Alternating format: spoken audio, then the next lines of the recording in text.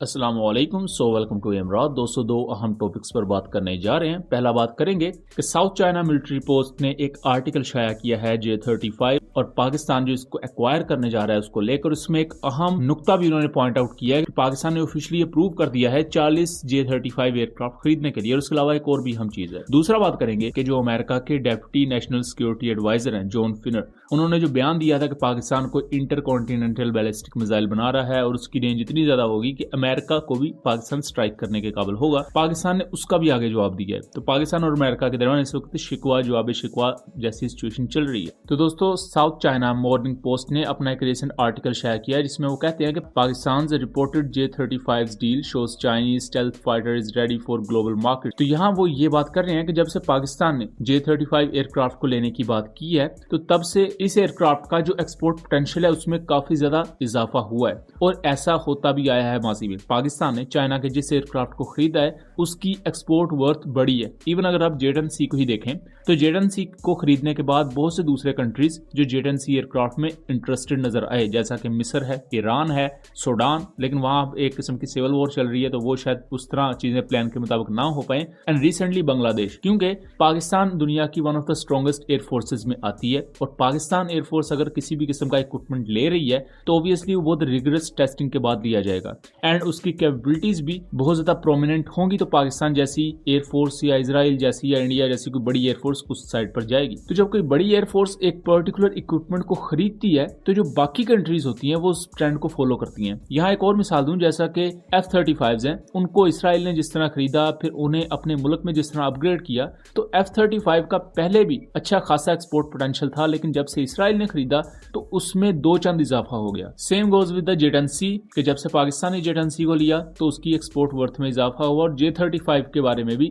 Chinese experts यही claim कर रहे हैं कि पाकिस्तान एयरफोर्स अगर इसे खरीदेगी तो इसकी एक्सपोर्ट वर्थ में इजाफा होगा और दूसरे कंट्रीज भी पाकिस्तान को फॉलो करेंगे। यहाँ पाकिस्तान के एक न्यूज चैनल ने यह भी क्लेम किया है कि पाकिस्तानी गवर्नमेंट ने 40 J-35 स्टेल्थ एयरक्राफ्ट खरीदने का अप्रूवल दे दिया है। सो हम यहाँ क्लेम कर सकते हैं कि 40 J-35 एयरक्राफ्ट पाकिस्तान एयरफोर्स के लिए कंफर्म है और इसके बाद दूसरे ऑर्डर्स दिए जा सकते हैं अगर J-35 के साथ पाकिस्तान सेटिस्फाइड रहता है और उसके साथ साथ J-35 की ऑपरेशनल कॉस्ट और मेंटेनेंस कॉस्ट, ये तमाम चीजें भी देखकर आगे फैसला किया जाएगा। और अगर पाकिस्तान को इसकी TOT मिलती है, जिसके चांसेस वैसे कम है, लेकिन अगर प्रॉपर MRO फैसिलिटी भी मिल जाती है तो पाकिस्तान इसके नंबर्स को बढ़ा सकता है। MRO फैसिलिटी से ये होगा कि इनको मेंटेनेंस करना, इनमें बेसिक अपग्रेड्स करना या इनको कंप्लीट ओवरहॉल देना, वो सब प्रोसेस पाकिस्तान में होगा। उसके लिए J-35 को चाइना भेजना नहीं पड़ा करेगा। उससे मेंटेनेंस कॉस्ट काफी कम हो जाएगी। पाकिस्तान के पास स्टेल्थ एयरक्राफ्ट को डील करने का एक्सपीरियंस आएगा और फ्यूचर में पाकिस्तान भी दूसरे कंट्रीज के स्टेल्थ एयरक्राफ्ट को ओवरहॉल करने का काम करेगा। जैसा कि Su-30M की आई है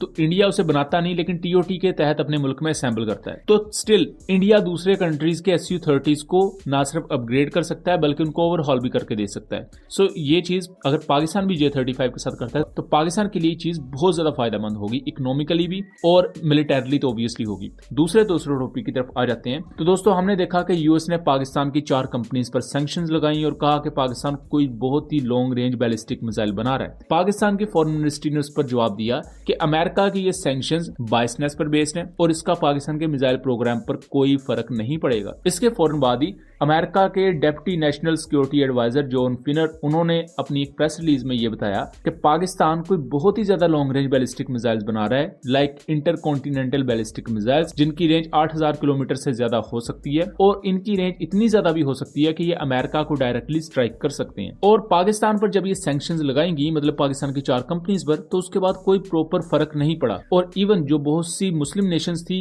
सोशल मीडिया पर, उन्होंने भी पाकिस्तान को सपोर्ट किया, उनकी आवाम ने और उनके मुख्तलिफ जो ओसेंट्स हैं और उनके जर्नलिस्ट हैं, उन्होंने पाकिस्तान के स्टांस की भरपूर तायीद की और बहुत तारीफ की कि जिस तरह पाकिस्तान ने स्टांस और रैशनैलिटी से भरपूर रिस्पॉन्स अमेरिका को दिया। जब अमेरिका ने ये देखा तो उसके बाद एक और प्रेस ब्रीफिंग हुई वेदांत पटेल की, जो कि अमेरिकन ऑफिशियल है। उसमें उन्होंने कहा कि देखें, ये सैंक्शंस तो पाकिस्तान पर लगाई हैं लेकिन इसका कोई ऐसा फर्क नहीं पड़ेगा और बाकी जो मामला अमेरिका और पाकिस्तान के चलते हैं वो नॉर्मली चलेंगे। तो अमेरिका कोई मामला में बैकफुट पर आ गया। लेकिन अब पाकिस्तान की फॉरेन मिनिस्ट्री की तरफ से एक और बयान आया जिसमें डेप्टी नेशनल सिक्योरिटी एडवाइजर का जो बयान था कि पाकिस्तान खतरा बन सकता है अमेरिका के लिए और कुछ ये कर सकता है और वो कर सकता है, तो उस पर पाकिस्तान ने कहा है कि जो अमेरिकन ऑफिशियल की बात है वो unfounded, devoid devoid of rationality है, इसमें कोई सच्चाई नहीं है। यहाँ पाकिस्तान की फॉरेन मिनिस्ट्री ने ये बात भी क्लियर की है कि पाकिस्तान को एक क्लियर और विजिबल एग्जिस्टेंशियल थ्रेट है अपने नेबरहुड यानी कि इंडिया की तरफ से। इंडिया ने रिसेंटली जिस तरह अग्नि 5 MIRV कैपेबल मिसाइल का तजुर्बा किया 7000 किलोमीटर की रेंज के साथ, तो ऑब्वियसली पाकिस्तान के लिए वो खतरा है। तो पाकिस्तान ने कहा कि इंडिया के उस इतनी ज्यादा बड़ी कैपेबिलिटी को नजरअंदाज करते हुए पाकिस्तान को निशाना बनाना ये बायसनेस है। और पाकिस्तान की फॉरेन मिनिस्ट्री ने यह भी क्लियर किया है कि पाकिस्तान की मिसाइल कैपेबिलिटी सिर्फ अपने दिफा के लिए है और किसी भी मुल्क को उससे खौफजदा होने की जरूरत नहीं अगर वो पाकिस्तान के लिए खतरा नहीं है तो, और ना ही अमेरिका को इसके बारे में खौफजदा होने की जरूरत है। पाकिस्तान इस चीज को भी वाज़ेह करता है कि पाकिस्तान को अपने दिफा के लिए किसी भी किस्म की कैपेबिलिटी एक्वायर करनी पड़े या उसे डेवलप करना पड़े तो पाकिस्तान करेगा। तो यहाँ पाकिस्तान ने सिंपल अल्फाज में अमेरिका को यह कहा है कि आप परेशानी ना लें, अगर हमारे दिफा के लिए इंटरकॉन्टिनेंटल बैलिस्टिक मिसाइल भी जरूरी हुए तो हम वो बनाएंगे और कोई भी और किसी भी किस्म की सैंक्शंस इससे पाकिस्तान को नहीं रोक पाएंगी। सो दोस्तों, ये था एनालिसिस। उम्मीद करता हूँ चीजें क्लियर नहीं होंगी। वीडियो पसंद आई हो तो इसे ज्यादा से ज्यादा शेयर कीजिएगा ताकि इस आगाही को आगे फैलाया जा सके। मिलेंगे अगली वीडियो में, तब तक के लिए अल्लाह हाफिज।